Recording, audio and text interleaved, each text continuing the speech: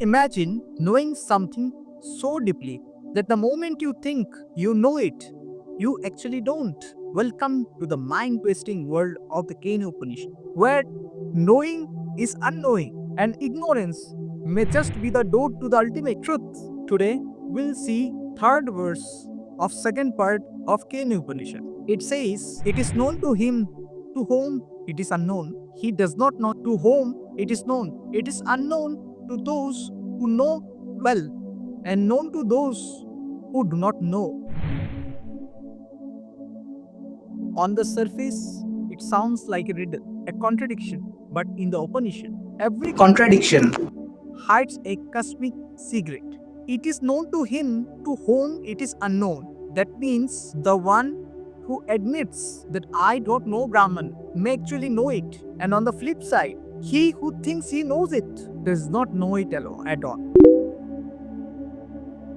Teeny drop once said, I have measured the ocean. The ocean smiled and replied, Little one, in trying to measure me, you have only measured your own limit.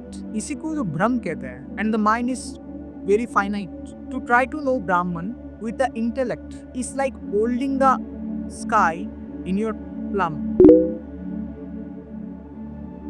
Let's decode the key message of this verse line by line. The first line says, To whom it is unknown, to him it is known. This is not ignorance, this is humility, a deep realization that Brahman is beyond words, logic, or any categories. The next line says, He who thinks I know it, he knows not.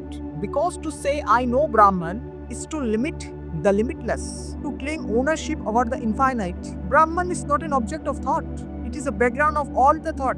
It is the seer behind the seeing, the knower behind the knowing. The Upanishad here flips the idea of knowing. Knowing Brahman is not about informational knowledge, it is about being. It is not, I know Brahman as X or Y. Brother, I have merged into that. I have become one with the Brahman. And in that oneness, there is no knower left to claim the knowing. That is why it is said, it is not known to those who know, it is known to those who do not know. In the age of Google, ChatGPT, and other artificial intelligence, this verse is a humbling wake-up call. True wisdom begins when you drop the ego that says, I know it all. When we sit in silence and surrender ourselves to the vastness of our own being and stop trying to grasp Brahman like a concept, it is at that moment the real journey begins. Brahman is not something you understand. Brahman is what you become when you let go of illusion of understanding. So ask yourself, do you truly know, or am I finally beginning to know? And in that silence and in that surrender, maybe, just maybe, Brahman reveals itself to you, not as an object, but as your deepest self.